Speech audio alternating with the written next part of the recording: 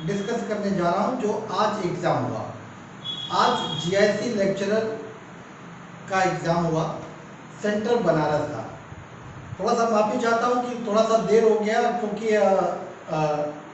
मैं खुद बनारस में था अ, अपने भाई के साथ उसका पेपर दिलाने के लिए, और वहाँ से मुझे यहाँ आने में थोड़ा सा विलम्ब हो गया, जिसकी वजह से ये थोड़ा सा देरी हो गई सोल्यूशन के बारे में बताने के लिए।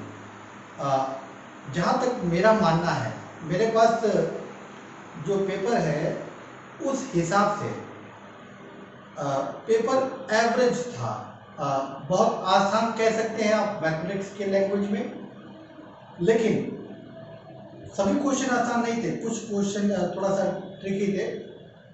और बट एक स्टैंडर्ड क्वेश्चन जो यूपीएससी से उम्मीद कर सकता है आदमी, वैसा ही था कि ऐसा क्वेश्चन आ सकता है एग्जाम में।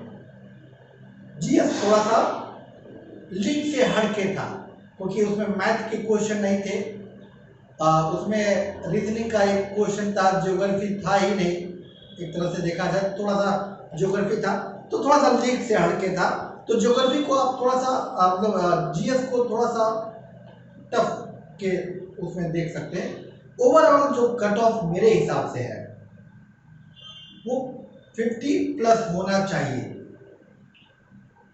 अब चूंकि मेन पहली बार आपको मेन लिखना होगा इसके लिए, और जैसा कि हम जानते हैं कि फॉर एक सीट के लिए वो 13 कैंडिडेट को क्वालिफाई कराना पड़ेगा, तो इसलिए ये भी कह सकते हो कि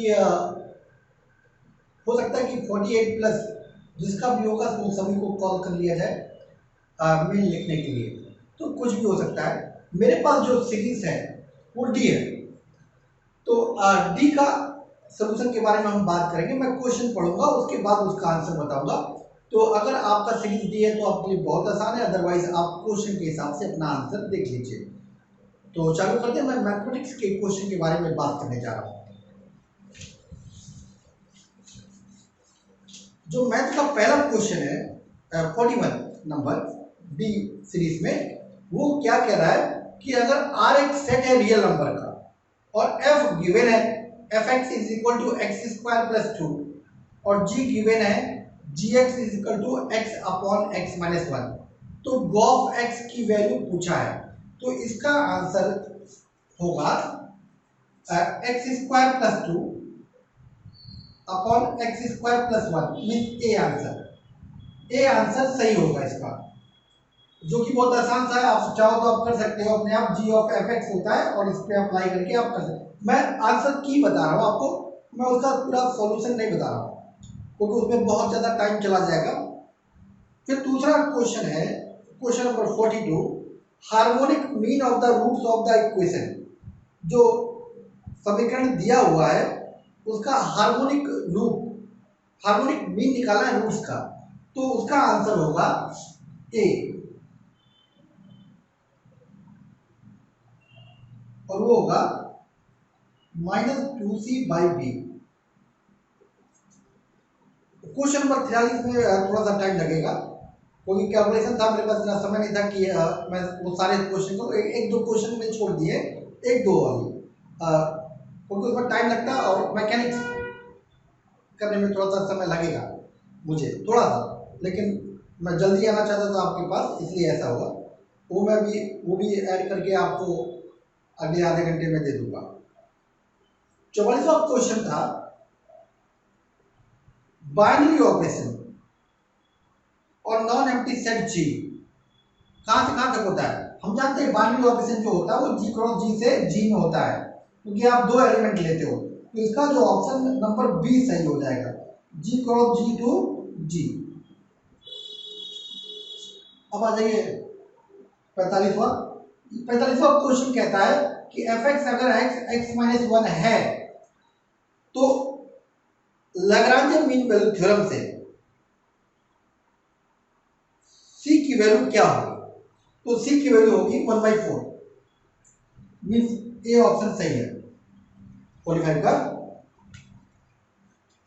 46 कह रहा है कि general equation of cone of second degree which passes through the coordinate axis, वो क्या होता है, वो होता है f y z plus g z x plus h x y. ये स्टैंडर्ड रिलेशन है, इसका मतलब डी ऑप्शन सही है 46वें का।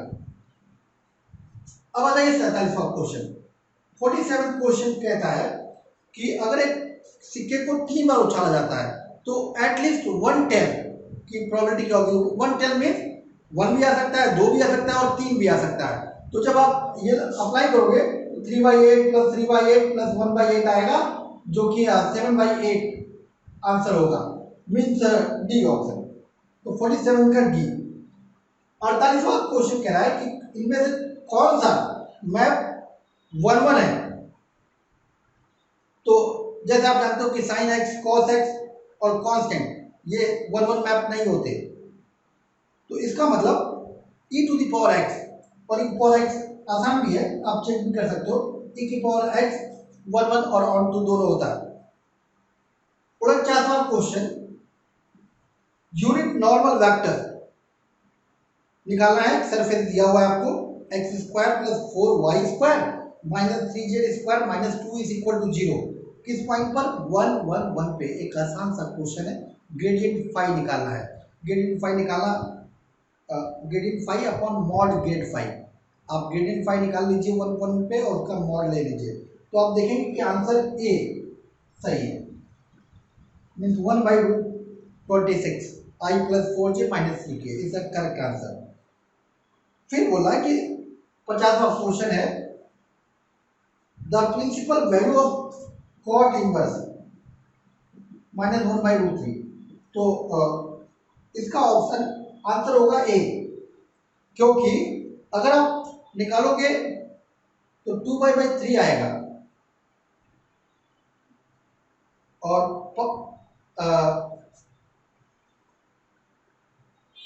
तो 2/3 आएगा, करेक्ट आंसर बी।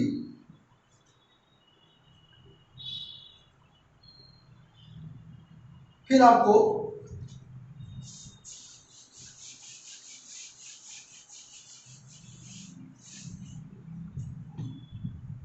बावनवा क्वेश्चन है, the value of integral u v double dash plus minus v u double dash का क्या होगा। तो इसका ऑप्शन सी सही है, ये आप आसानी से कर सकते हो।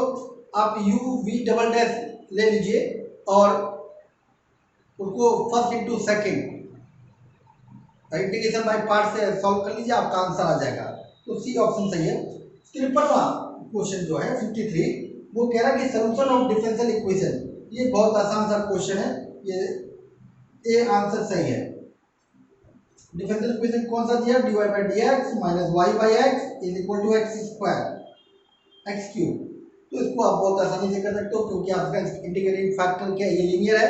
इंटीग्रेटिंग फैक्टर 1/x आएगा और जब सॉल्यूशन हो जाएगा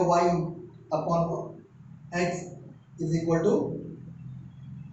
इसमें 1/x से मल्टीप्लाई करेंगे तो x² आएगा, x² का इंटीग्रेशन x³/3 आएगा प्लस c। तो आप सिंप्लीफाई करेंगे तो आपको ऑप्शन मिल जाएगा ए। 54वां क्वेश्चन कह रहा है, ये बहुत स्टैंडर्ड सा क्वेश्चन है कि अगर what is the probability that a leap year selected at random will have 53 Sundays. तो इसका आंसर, ये स्टैंडर्ड क्वेश्चन है, 2/7 आंसर होता है, मीन्स सी। चलिए 55 नंबर वाला क्वेश्चन, fx बराबर log x दिया हुआ है और आपसे पूछा है कि 1 1 and 2 होमोमॉर्फिज्म क्या है। तो इसका आंसर 1 1 and 2 होमोमॉर्फिज्म ये तीनों होता है बेस्ड ऑन डोमेन। तो डी ऑप्शन इसका सही है। 56वां मुझे थोड़ा सा टाइम लगेगा। और 57वां क्वेश्चन, दो मैट्रिक्स के इक्वेशन दिए हैं 3a minus 2b and 2a minus b और उसका आंसर पूछा ही, बड़ा आसान सॉल्व है। आप लीनियर इक्वेशन के मेथड से आप सॉल्व कर सकते हो। उसका ऑप्शन है बी सही है। 58वां क्वेश्चन कहता है कि अगर कोई ग्रुप है a की पावर 6 आइडेंटिटी बन रहा है, तो order of a to the power 5। ये बड़ा आसान सा क्वेश्चन है, इसका ऑप्शन है 6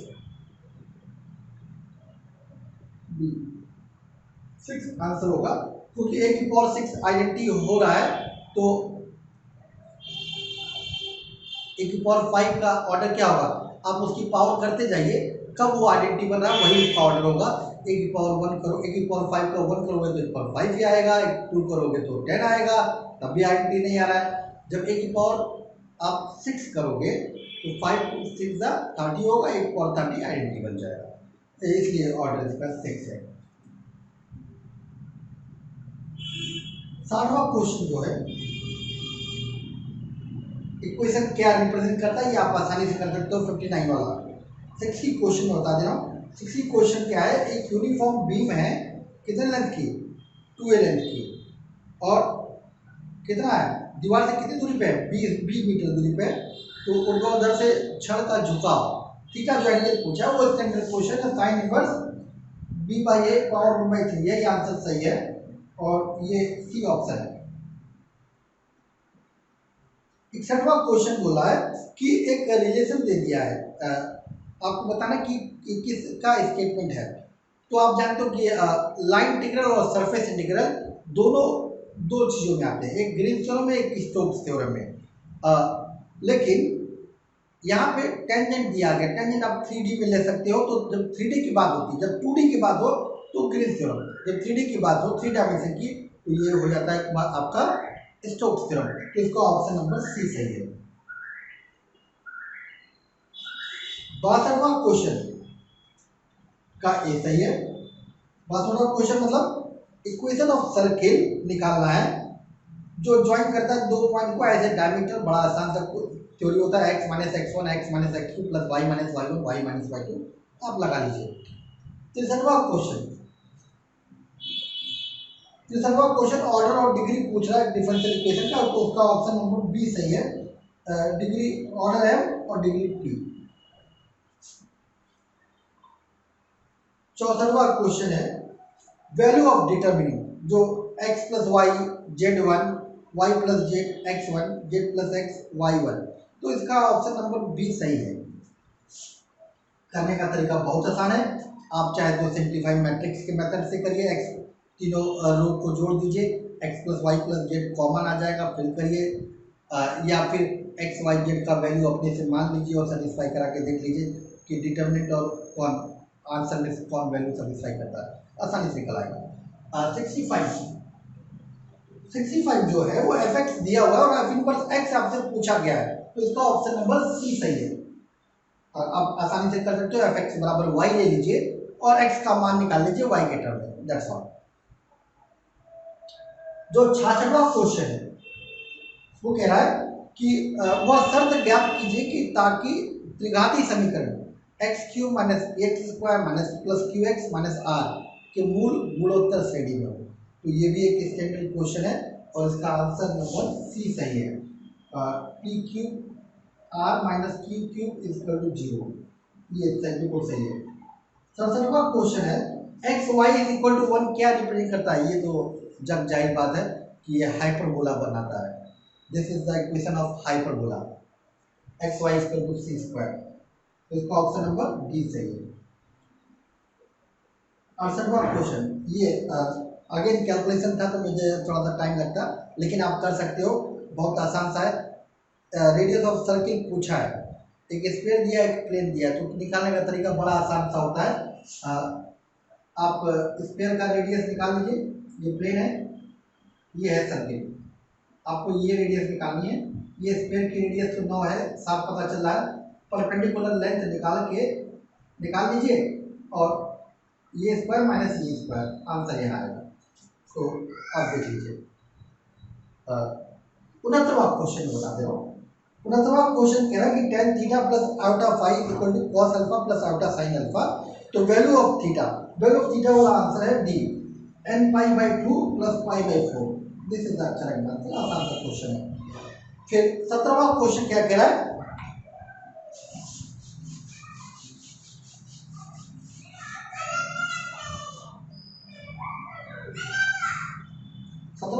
सत्रहवां क्वेश्चन कह रहा है कि जो आइसोमॉर्फिज्म का रिलेशन होता है वो कैसा होता है, वो तो इक्विवेलेंस रिलेशन होता है, मतलब रिफ्लेक्सिव, सिमेट्रिक एंड ट्रांजिटिव, मतलब 17वें का डी ऑप्शन सही है। 71वें का बात करते हैं, 71वें का कह रहा था एरिया ऑफ सर्किल तो एरिया ऑफ सर्किल जो कह रहा है इसमें ये क्वेश्चन ही गलत है, बिकॉज देखिए आप x square plus y square minus 14x equal to 0, ये सर्किल है, इसका रेडियस कितना होगा, जी का वैल्यू दिया हुआ है -7, एफ का वैल्यू 0, सी का वैल्यू 0, जी एफ सी, तो रेडियस ऑफ सर्किल क्या होता है जी स्क्वायर मतलब 49 प्लस एफ 0 माइनस सी 0 मतलब 7, तो एरिया कितना हो गया पाई आर स्क्वायर मतलब 49 पाई, जो कि है ही नहीं ऑप्शन में, तो ये गलत है। 49 पाई मतलब 22/7, नहीं वेट 7 दूनी 14 का 4 डिवाइड 154, ये ऑप्शन डी सही है, नहीं सही है, मैं भूल गया था 49 पाई होता है आंसर, मैं तो पाई में देख रहा था, पाई दिख नहीं रहा था इसलिए मैंने बोला कि शायद ये क्वेश्चन गलत है, नहीं सही है, तो इसका आंसर डी सही है। 72वां क्वेश्चन है कि साइन की पावर पी थीटा कॉस की पावर क्यू थीटा किस पर थीटा की किस वैल्यू के लिए मैक्सिमम वैल्यू अटेंड करेगा, ये स्टैंडर्ड क्वेश्चन है, हर बुक में मिल जाएगा आपको, ये होगा tan inverse root Q by P, मतलब ऑप्शन नंबर बी सही है। 73वां question, limit x tends to 0 a to the power x plus b to the power x by 2 की पावर 1 बाई x, इसका लिमिट क्या होगा, इसका लिमिट अंडर ए बी होगा, ये अपॉन में जो भी रहता है, अगर 3 है तो पावर 1/3 हो जाएगा, 4 है तो 1/4 हो जाएगा, इसी तरह से बढ़ता है, जैसे a की पावर x प्लस b की power x plus c to the power x होता तो ये रूट ए बी सी हो जाता, लेकिन यहाँ पे c है नहीं तो इसलिए रूट ए बी। 74वां क्वेश्चन आपसे कह रहा है डिटरमिनेंट की value 1 1 1 x y z x q y q z q, इसका आंसर बहुत आसान सा है ए, आसानी से आप चेक कर सकते हो। 75वां क्वेश्चन थोड़ा सा उसने डाउट डाला, the function which is not discontinuous, not discontinuous मतलब कौन सा कॉन्टिन्यूअस होगा, कौन सा होगा 0 पर, डेफिनेटली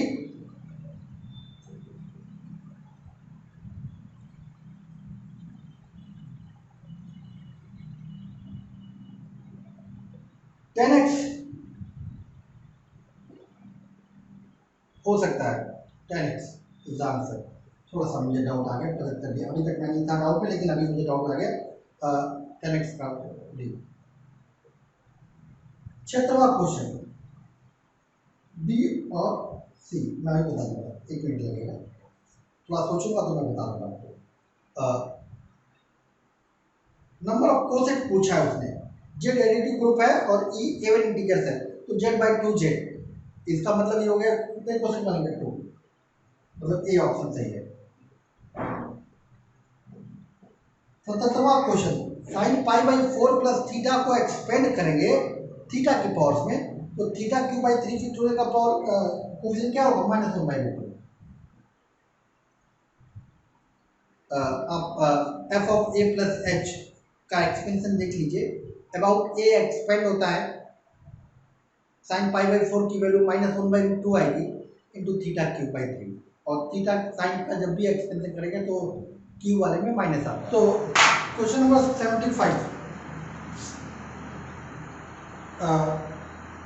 इनमें से कौन सा फंक्शन डिसकंटिन्यूअस नहीं है एट एक्स का जो, तो उसका option number D 10x discontinuous नहीं होता, बाकी सभी डिसकंटिन्यूअस हैं। क्वेश्चन नंबर 76 कह रहा है कि अगर z additive group of integer है और e group of even integers है, तो e बाई जेड का कोसेट कितना होगा, z/2z का कोसेट होता है 2, आंसर हो गया आपका ए ऑप्शन सही है।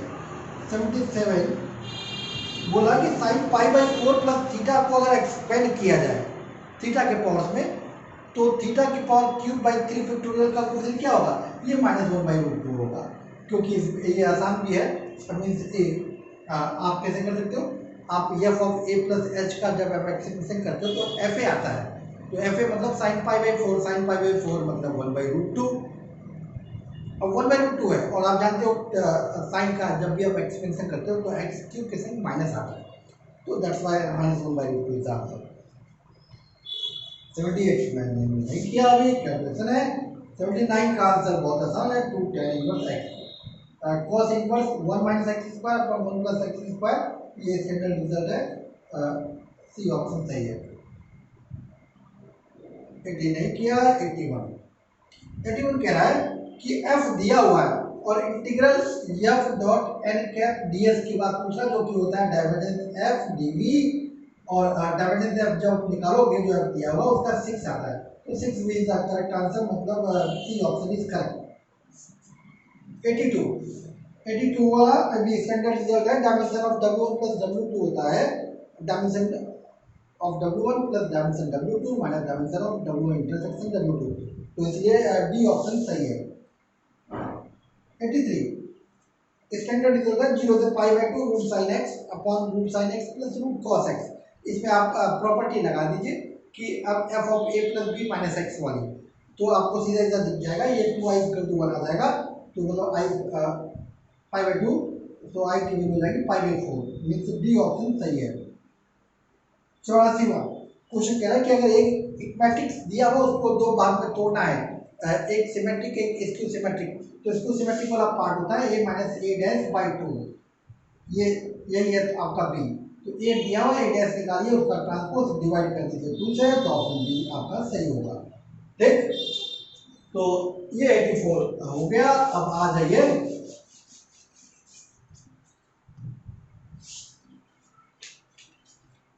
85 फिर आसान सा क्वेश्चन, राइट सर्कुलर कोर है जिसका वर्टेक्स ओरिजिन है और एक्सिस जेड एक्सिस है, तो और सेम पेंडिकुलर लेंगे अल्फा है, तो इस केस में x square plus y square is equal to z square tan square alpha is the correct answer, मतलब सी ऑप्शन सही होगा। 86वां कौन सा सुटेबल वैल्यू है फंक्शन, तो उसका एलसीएम 2 और 3 का टी की पावर 6, मतलब सी आंसर सही है। 87वां क्वेश्चन है कि general solution of the differential equation, ये वेरिएबल एंड सेपरेबल से आसानी से सॉल्व हो जाएगा, e to the power x upon e power y हो जाएगा, e पावर y उधर चला जाएगा, इंटीग्रेट कर देंगे आंसर आ जाएगा, और उसका ऑप्शन नंबर ए सही है। 88 आपसे इंटीग्रेटिंग फैक्टर पूछा है dy by dx equal to y tan x minus 2 sin x का, तो इसका ऑप्शन sec x सही है, बिकॉज जब आप करोगे तो इंटीग्रल आएगा, इंटीग्रल फैक्टर क्या होता है e to the power integral minus P D x, integral minus P D x, P क्या आ गया आपका माइनस टेन एक्स, तो प्लस टेन एक्स हो गया, तो आपका इंटीग्रल फैक्टर क्या होगा, cos x को t मानेंगे, तो sin x मैं करेक्शन चाहता हूँ, तो आपका p वैल्यू हो गया माइनस टेन एक्स, अब तो e की वैल्यू हो गया integral minus ten x mean sine x upon cos x dx, cos x को t माना तो माइनस sin x dx आपका dt हुआ, इसका मतलब 1 बाई टी मतलब e पावर log t मतलब 1 अपॉन cos x मतलब sec x, इसका करेक्ट आंसर, तो 88 का ए करेक्ट है। 89 ये स्टैंडर्ड रिजल्ट करने के लिए कौन सा टू नहीं है, इसका डी ऑप्शन सही है, y equal to s equal to c sin psi is the wrong answer.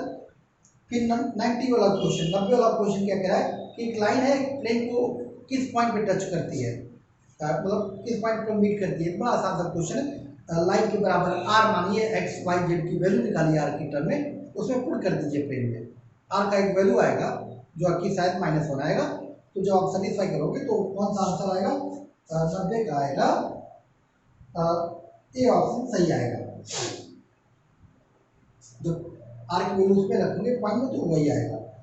91 question number का यू दिया हुआ है और आपसे पूछा गया कि इसकी वैल्यू क्या होगी, x square u double dash plus 2xy u x y plus y square u y u double y की वैल्यू क्या होगी, ये होगा माइनस यू बाई 4, क्योंकि इसका वैल्यू होता है N N minus 1 u, N की वैल्यू 1/2 है, तो आप सिंपली करके देख सकते हो।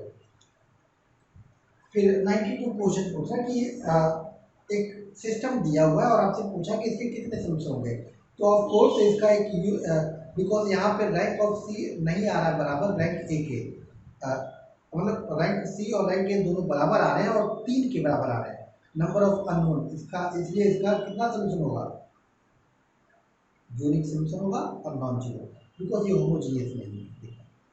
तो ए ऑप्शन सही है। 90 में कौन सा सही था? C option.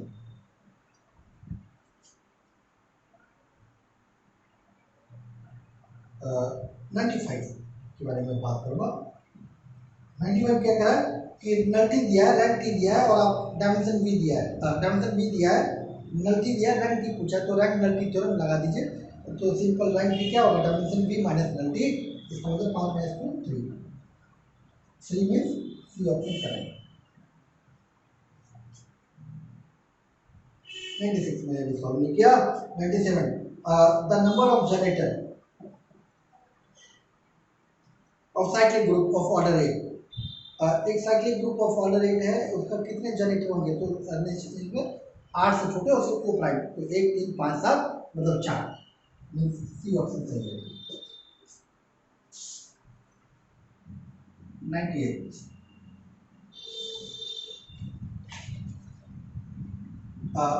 ए का रिलेशन बी से है, अगर ए बराबर 1/b तो रिलेशन आर कैसा होगा? तो डेफिनेटली बी ऑप्शन सही है, symmetric but not reflexive not transitive. 99 क्या कह रहा है कि nth root of unity can be arranged as a geometrical progression, 1 omega omega square is a geometrical progression, omega square common ratio, तो B option सही है।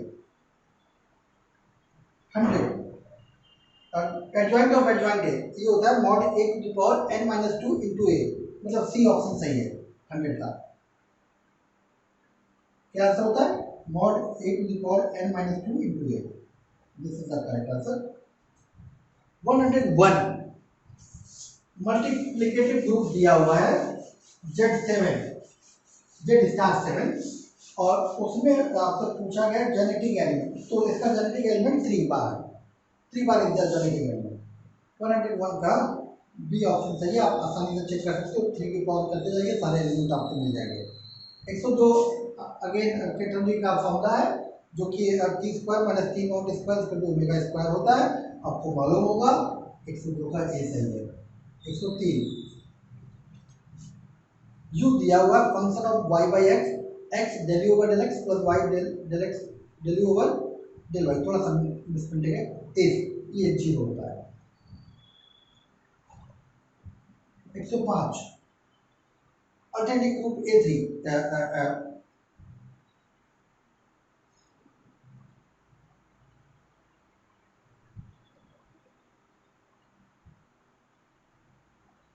तो यहाँ पे आप कंफ्यूज मत होइएगा। S3 जो होता है वो होता है आइडेंटिटी 1 टू A3 और S3 दो चीज़ होता है, तो यहाँ पे इसने A3 पूछा है, तो A3 में 1 2 2 3 और 3 1 नहीं होगा, तो डी ऑप्शन सही है।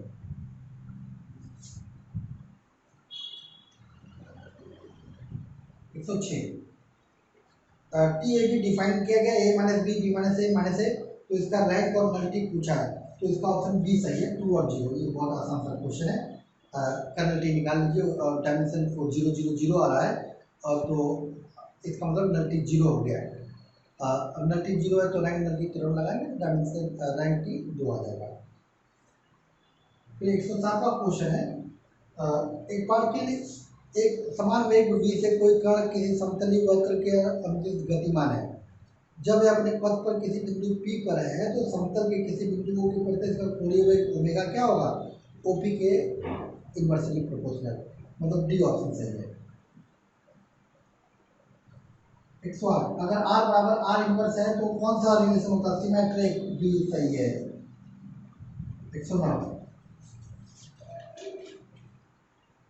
अगर horizontal range of particle is 4 times its maximum height then angle of projection, तो ये बहुत आसान था, आप दोनों तरफ फॉर्मूला रख के सॉल्व कर लीजिए, 45 डिग्री का answer.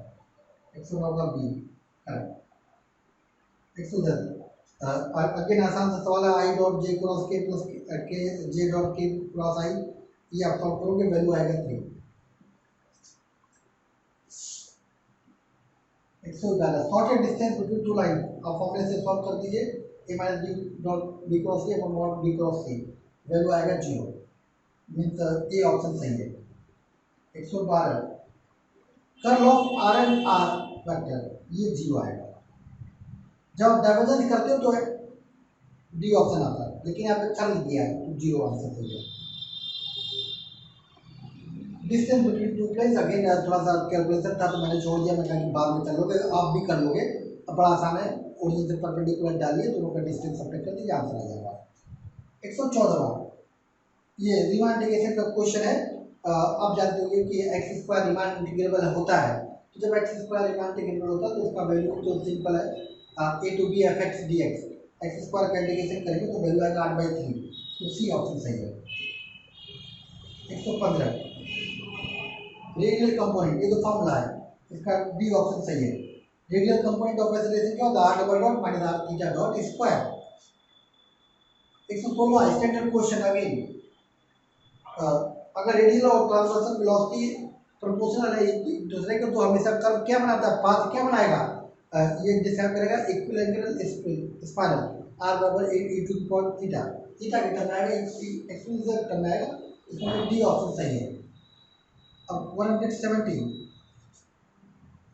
Value of summation limit n tends to 0 summation r0 to n minus 1 1 upon n square minus r square, इसका ऑप्शन बी सही है। आसान है, f of r by A, limit of infinite sum का question है, r by ए की term में लिखिए, इंटीग्रेशन के फॉर्म में आ जाएगा, लिमिट 0 to 1 होगी, 1 upon under root minus x square से करके देखेंगे तो π/2 आंसर आएगा। कितने पैराबोला, 118, कितने पैराबोला ड्रॉ हो सकते हैं किसी पॉइंट से, कितने नॉर्मल ड्रॉ हो सकते हैं किसी पॉइंट से किसी पैराबोला पे, तो ये और कोई स्टैंडर्ड और 129 मैंने नहीं किया, 120 में कर दिया। 1 plus x to the power 1/x का लिमिट क्या होगा, ये ई होगा, मतलब बी ऑप्शन सही है। तो इतना ही, कुछ क्वेश्चन मैंने सॉल्व नहीं किए और वो सॉल्व न करने का रीज़न था कि टाइम लगता है थोड़ा सा, मतलब 5 मिनट तो लगता ही, 10 मिनट लगता ही, और चूँकि मैं अभी जैसा मैंने बताया कि मैं बनारस से आया था, हाँ, और उसमें थोड़ा सा टाइम लग गया, थोड़ा सा एग्जर्शन था, तो ठीक है। ये जो मैंने सॉल्व किया है ये सही है, हो सकता है कहीं कुछ कैलकुलेशन का मिस्टेक हो, लेकिन मैंने तरीका बताया, अगर कहीं डाउट है तो आप मुझसे तरीका पूछ भी सकते हो, मैं बता दूँगा आपको, जो कि आसान था। जो बचे हैं 4-5 क्वेश्चन वो मैं सॉल्व करके आपको 10 मिनट के बाद वो भी अपलोड कर दूँगा। तो हाँ, एक काम जरूर करिएगा, क्योंकि देखिए मैंने मेहनत की है, और मेहनत करने का मतलब कुछ तो चाहिए होगा, और चाहिए क्या होगा, अरे आसान सा पेपर है, तुम्हारा सिलेक्शन हो जाएगा, अच्छा है भाई, जितना अच्छा गया वही सब्सक्राइब कर दे, बाकी लोग भी कर दो। इस बार नहीं किया तो क्या हुआ, अगली बार तो अच्छा जाएगा ही, क्योंकि देखिए कंपटीशन है, इससे निराश नहीं होते, ये हर किसी के साथ होता है। एग्जामिनेशन प्रेशर अलग होता है, आप जब रूम में बैठते हो तो अलग फीलिंग होता है, जब आप बात, मैंने हमेशा अपने लेक्चर में कहा है कि आप डिफरेंस होता है कि आप मेज के उस तरफ बैठे हो कि इस तरफ बैठे हो, इंटरव्यू के टाइम में भी इस तरफ बैठे वाला हमें हमेशा रिलैक्स होता है, उस तरफ वाला हमेशा प्रेशर होता है, चाहे जितना बड़ा जानकार हो।